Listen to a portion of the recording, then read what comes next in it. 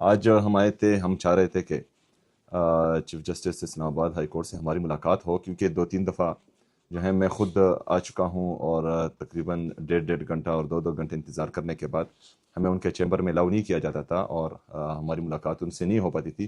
तो आज हमने डिसाइड किया कि हम खुद जो है ओपन कोर्ट में जाएंगे और उनसे मुलाकात करने की कोशिश करेंगे। लेकिन तमाम तकरीबन 9 बजे मैं गया, तमाम केसेस में वहाँ पर बैठा रहा, तमाम केसेस हमने सुने।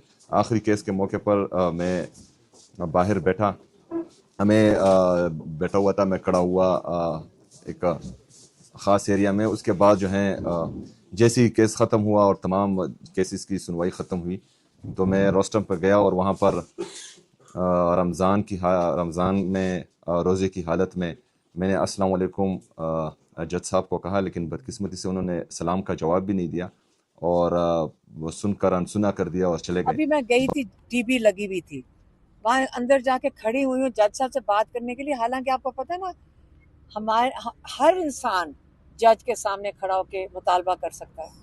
जज साहब मुंह नीचे करके, मुंह भी नहीं मोड़ के देखा, वहीं से उठ के चले गए। उनको ये नहीं पता कि कोई तमीज और डेकोरम भी होता है कि आप जब चलो जवाब ना दें, मुंह मोड़ के चले गए।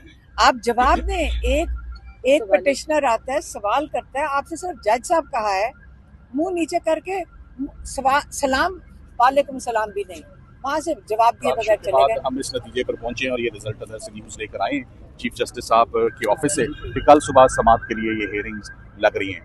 एक केस उनका तोशाखाना का है, उसमें हम वकालतनामों पर स्ट्रगल कर रहे हैं कि वकालतनामे जो हैं वो जेल अथॉरिटीज़ जो हैं उनकी अटेस्ट करके नहीं दे रही। तो ये भी आज बात आगे रखी गई है और साथ ही साथ में अलकादिर का मामला जो गुज़िश्ता 14 महीनों से पेंडिंग है, खातून की बेल है, 7 साल सजा है।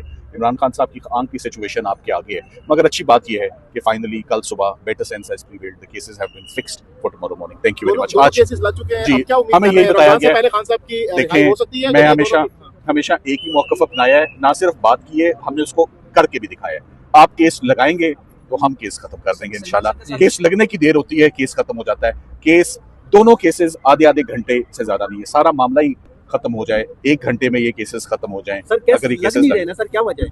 बस उसकी वजह यही, लगेंगे तो खत्म हो जाएंगे खान साहब, उसकी वजह ये है। सो आज आए इसलिए कि इन केसेस को लगा दिया जाए। इस्लामाबाद हाई कोर्ट से गिला शिकवा बहुत बढ़ गया है, बहुत सारे लोगों का बढ़ गया है। मेरा ख्याल है शायद इस्लामाबाद हाई कोर्ट ने इसको रियलाइज किया। यहाँ पे सारा दिन बैठने के बाद ये जो चीफ जस्टिस है, जिसकी ड्यूटी लगी हुई है इमरान खान के केस ना सुनना, लेकिन अब जंग यही है कि हम जाके इनके कोर्टों में बैठ जाएंगे और हम शोर मचाएंगे अगर ये इंसाफ नहीं देंगे इमरान खान को।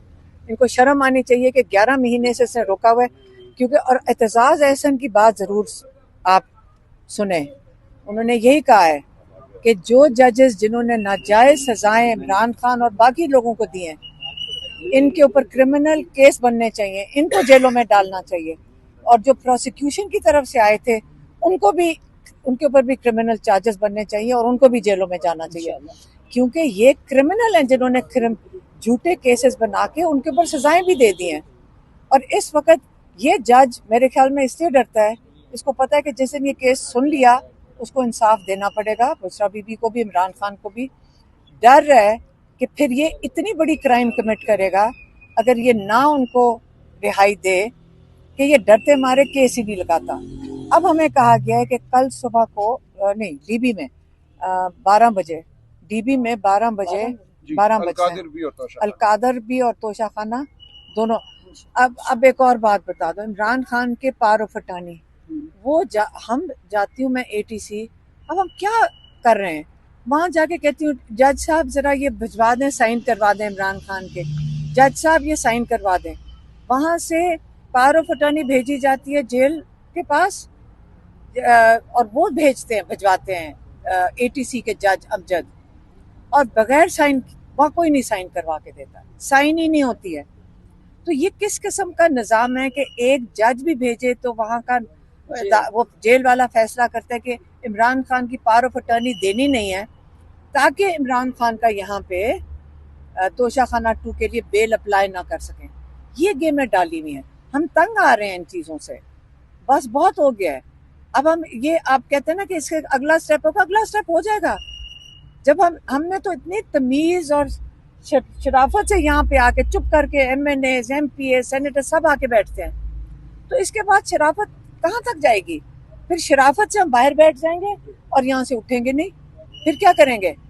रेड जोन में आके अपने MNAs MPs को डंडे मारेंगे, फिर इंटरनेशनल न्यूज बनेगी, फिर हम इंटरनेशनल अब मारे आके उठाएं सारों को। इनको अब बस कर देनी चाहिए, हमारी बस हो गई है और हमारी वो आराम से काम करने का भी हिम्मत खत्म हो गया है। इमरान खान की आंख एक में नुकसान हुआ है, दूसरी को बचाना है। ये अल-शिफा को जो ये करने लगे थे, हाँ, अल-शिफा जो के लिए जो कहाँ पिंडी का है उसका नाम लेते थे या किसी और, ताकि उन डॉक्टरों को, हमें ये भी पता चला ये पीछे डॉक्टरों के पीछे एजेंसियां पहुंच के उनके ऊपर पहले ही दबाव डालना शुरू कर दिया।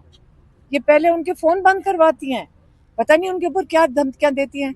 हमने तो उनको कहा कि किसी ना ये गवर्नमेंट के हॉस्पिटल का नाम ना देना, पता नहीं डॉक्टरों के साथ क्या जुल्म करेंगे, ये कुछ भी लिखवा लेंगे। इसलिए हमारी वही एक ही मुतालबा है और शुरू से ये मुतालबा है, शिफा इंटरनेशनल में इमरान खान का मुकम्मल मुआयना चेकअप हो, जैसे कि हमारे डॉक्टर्स जिसमें डॉक्टर उस्मा शामिल हैं, इन्होंने कहा है मुकम्मल मुआयना शामिल हो और वहाँ पे और हमारे डॉक्टर्स की निगरानी में, हमारी फैमिली की निगरानी में और वहीं पे इलाज हो। ये हमारा हक है। ये मैडम आज आप इस्लामाबाद हाई कोर्ट आई, चीफ जस्टिस साहब ने आप लोगों को सुना है कि नहीं? नहीं